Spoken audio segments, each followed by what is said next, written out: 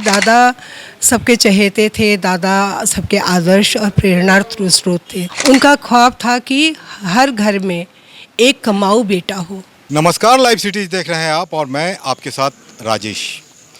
गिद्धौर का प्रसिद्ध लाल कोठी है, ये देख सकते हैं, यही लाल कोठी है और यहीं के रहने वाले थे दादा। दादा एक ऐसा नाम जो अपने काम की वजह से ज़्यादा प्रसिद्ध हुए। जो वास्तविक नाम था दिग्विजय सिंह, उस नाम से ज़्यादा लोगों ने उन्हें दादा कहा। दादा का मतलब बांका और जमुई के क्षेत्र में बड़ा भाई होता है, बड़े भाई के रूप में लोग इन्हें देखते थे। आज पुण्यतिथि है उनकी। नया गांव स्थित जो गिद्धौर का क्षेत्र पड़ता है, नया गांव में उनके समाधि स्थल पर आज श्रद्धापूर्वक उनकी जो 12वीं पुण्यतिथि है वो मनाई गई है। इस वक्त हम मौजूद हैं गिद्धौर के लाल कोठी में और लाल कोठी जो आवास रहा है स्वर्गीय दिग्विजय सिंह का, यही लाल कोठी है, यही आवास है उनका। दिग्विजय बाबू ने अपनी जो राजनीति ज़िंदगी है वो शुरू की थी छात्र जीवन से ही। जब वो जेएनयू में पढ़ाई किया करते थे, उस समय से छात्र जीवन से राजनीति में उन्होंने प्रवेश किया था और उसके बाद राजनीति में ही ऊपर की सीढ़ियां भी उन्होंने चढ़ी और कई मुकाम हासिल किए। चंद्रशेखर जो भारत के पूर्व प्रधानमंत्री रह चुके हैं, स्वर्गीय चंद्रशेखर, उनके कैबिनेट में भी मंत्री रहे। उसके बाद और भी मंत्रालय उन्होंने संभाला। कालांतर में लगातार विकास उनकी पहचान बनी रही। बांका जमुई के लिए काफ़ी कुछ उन्होंने किया। इस वक्त हम मौजूद हैं गिद्धौर में, उनके आवास पर हैं। आप देख सकते हैं यहाँ पर बहुत से लोग मौजूद हैं।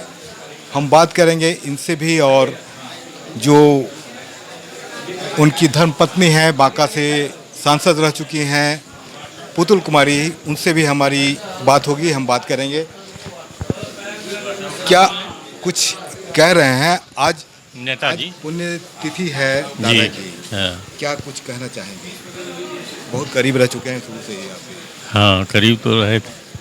दादाजी तो विकास पुरुष थे ही और क्षेत्र में उनका जो है बहुत लोकप्रिय नेता थे वो क्षेत्र के लिए और सबका सुनते थे। कोई जात पात से उनको लेना देना नहीं था, सबका कल्याण करते थे वो। मौजूद हैं हमारे साथ इस वक्त बांका की पूर्व सांसद पुतुल कुमारी।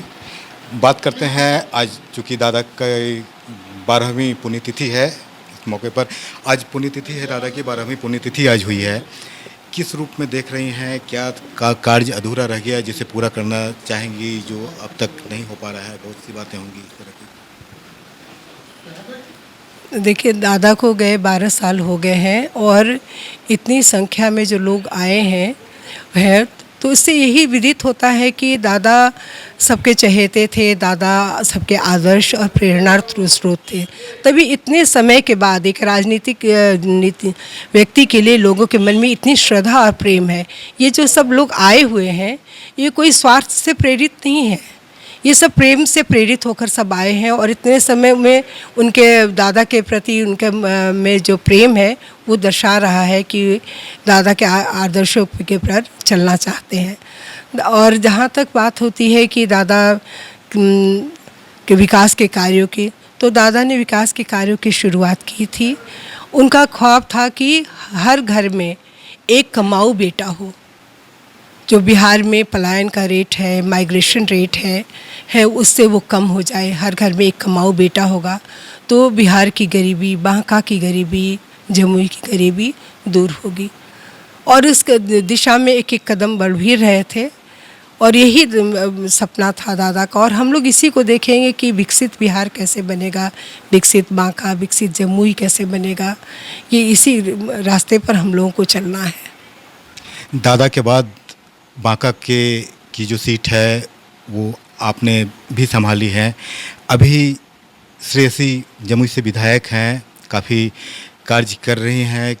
क्या और ज़रूरत लगता है कि जनता की जो खास ज़रूरतें हैं वो अब जो दादा का ख्वाब था वो आपके और श्रेयसी के रहते पूरा हो पाएगा?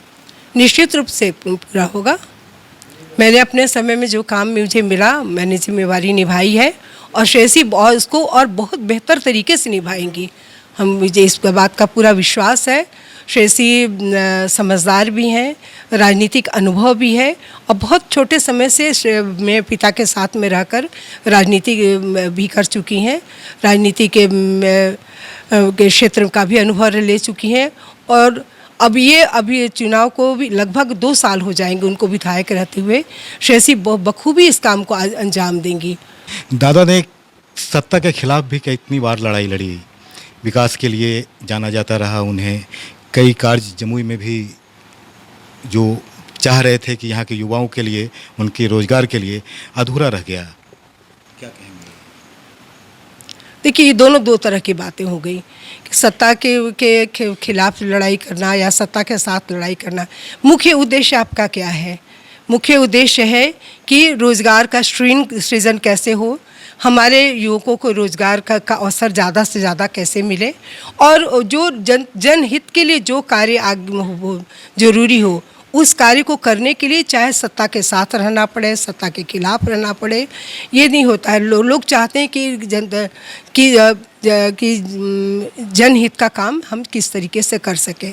तो इसके लिए जो भी रास्ता करना चाहिए वो रास्ता अपनाना चाहिए।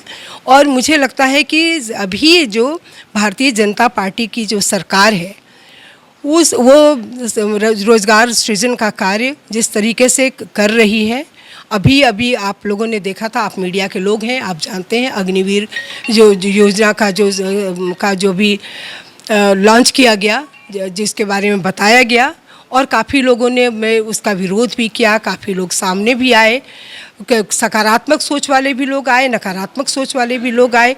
लेकिन एक बात तो तय है कि ऐसे लोग जो सेना में जो बच्चे जाना चाहते थे उनको 4 साल का प्रशिक्षण के साथ में एक जवान बच्चे के साथ में हाथ में अगर 25 लाख कैश आ जाए और साथ में उसको सेना का अनुशासन, अस्त्र शस्त्र का अभ्यास और एक ऐसा जीवन मिले जिससे वो आने वाले समय में अपने सारी इच्छाओं को पूरा भी कर सकेगा और कहीं भी दूसरा जगह जॉब लेने के लिए वो एलिजिबल भी होगा। तो मुझे लगता है कि इससे अच्छी बात और कुछ नहीं हो सकती है। तो इसमें मेरे सरकार बहुत अच्छा काम कर रही है और मुझे विश्वास है कि इसको श्रेयसी सिंह इसको बखूबी अंजाम देंगी और एनडीए की सरकार का नेतृत्व में ये काम बखूबी अंजाम दिया जाएगा। धन्यवाद।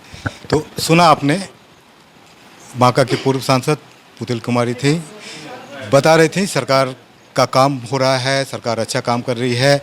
और श्रेयसी जो दादा की पुत्री हुई, विधायक हैं जमुई से, वो भी विकास कार्यों में लगी हुई हैं।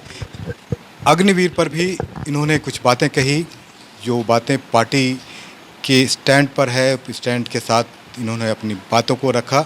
बने रहिए हमारे साथ, देखते रहिए लाइव सिटीज़। अगर अब तक आपने चैनल को सब्सक्राइब नहीं किया है तो सब्सक्राइब कर लें। फेसबुक पर अगर आप वीडियो को देख रहे हैं तो पेज को जरूर लाइक कर दें और ट्विटर पर भी हमें फॉलो करना मत भूलिएगा।